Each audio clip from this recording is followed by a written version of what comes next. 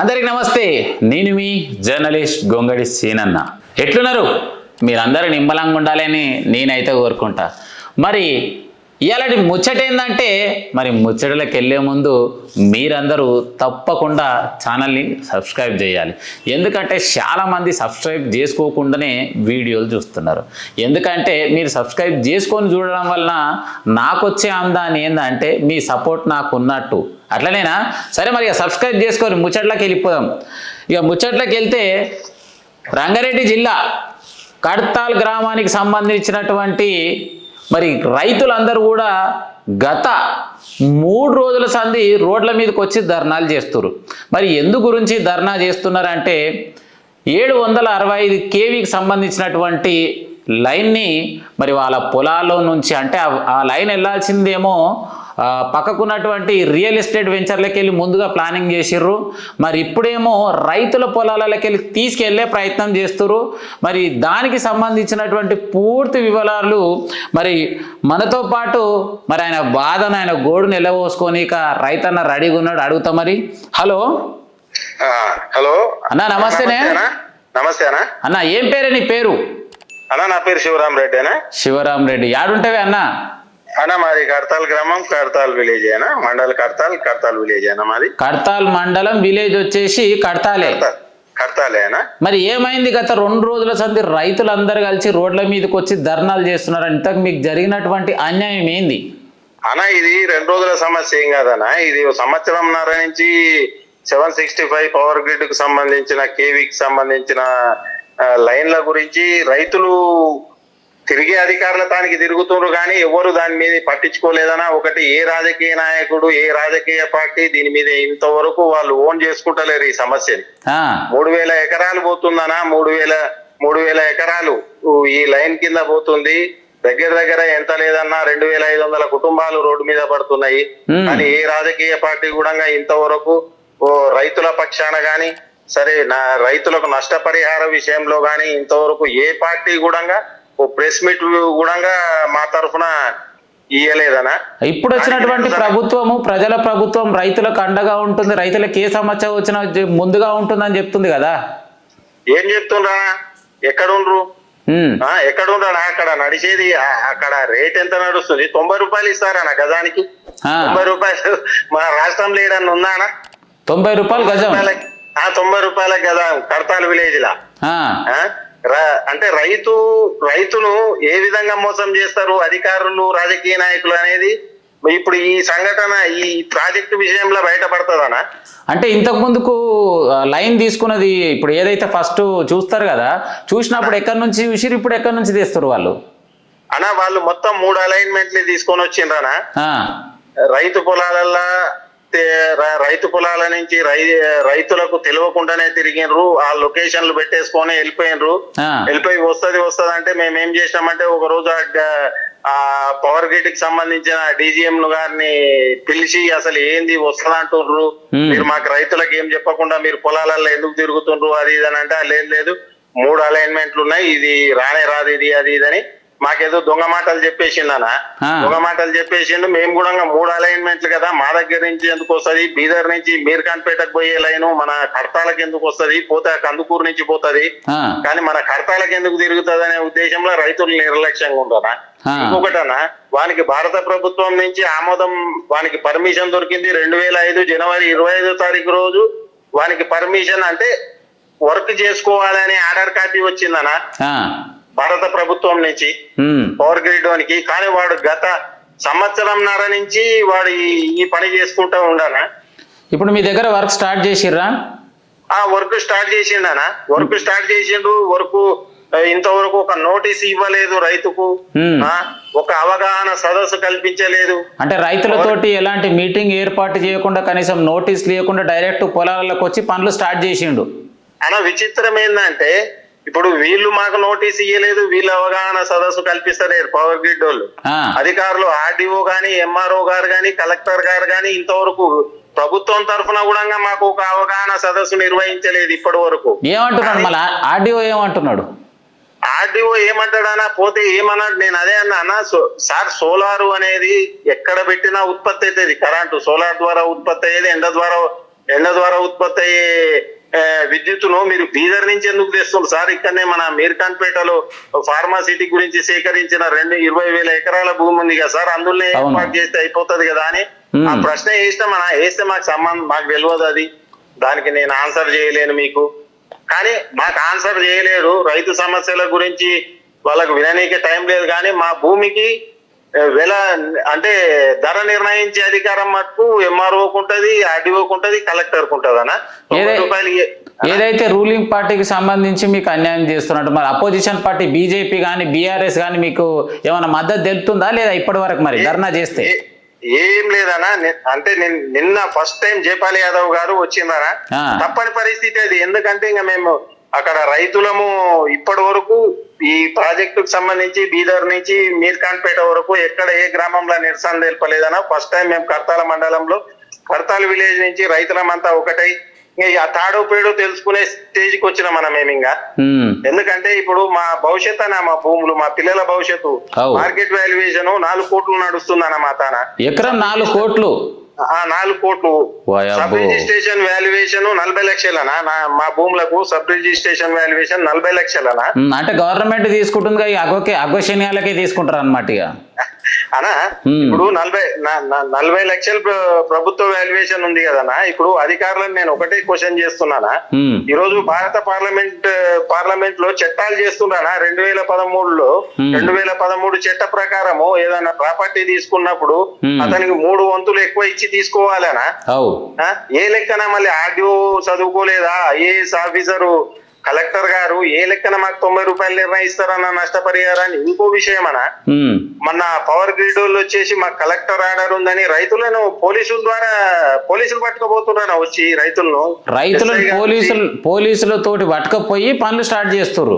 పనులు స్టార్ట్ చేస్తే మేము కలెక్టర్ గారిని కలిసామన్నా పోయి, ఇట్లా ఏంది సార్ ఫోర్సుబుల్ ఏంది? మాకు నష్టపరిహారం ఇంతవరకు మాతోటి మాట్లాడలేదు, మాకు ఇంతవరకు నోటీస్ ఇయ్యలేదు కనీసము, అది ఇది అని పోతే అది కొంచెం భారీ ఎత్తున మేము ఆగ్రహంతో పోయినామన్నా. ఒక 50 మంది రంగారెడ్డి కలెక్టర్ గారు పోతే నారాయణ రెడ్డి గారు అన్నారు ఈ ఆర్డర్ నేను ఇయ్యలేదు అన్నారు. ఆర్డర్ ఇవ్వకుండా పనులు ఎట్లా షురూ చేసిరని అడగకపోయారు?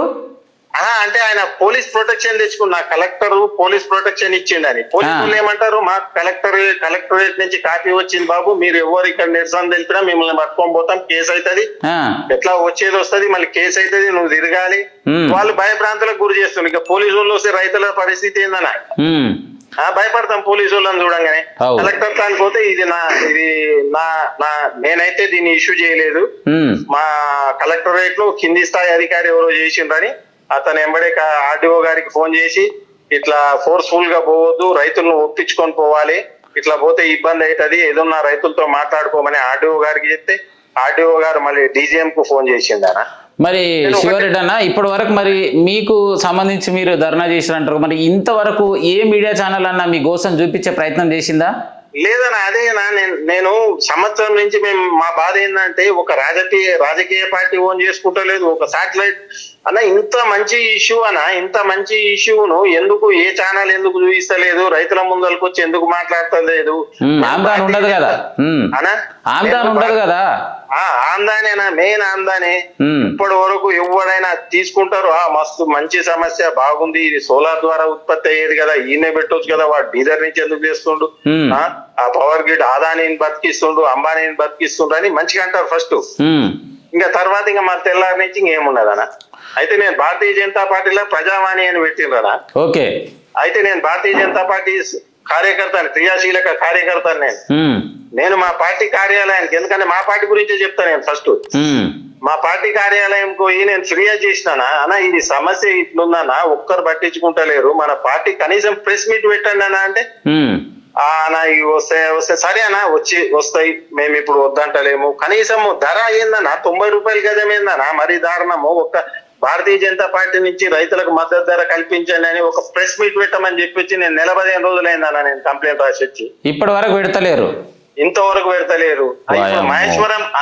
మహేశ్వరం లీడర్ల కాళ్ళు మొక్కాలనా, కిచెన్ఆర్ లక్ష్మారెడ్డి, అందెల శ్రీరాములు యాదవ్, సబితమ్మకైతే ఇంకా సాష్టాంగ నమస్కారం పెట్టాలి. ఎందుకంటే వాళ్ళు వాళ్ళ ప్రజలకు న్యాయం చేసిండ్రు.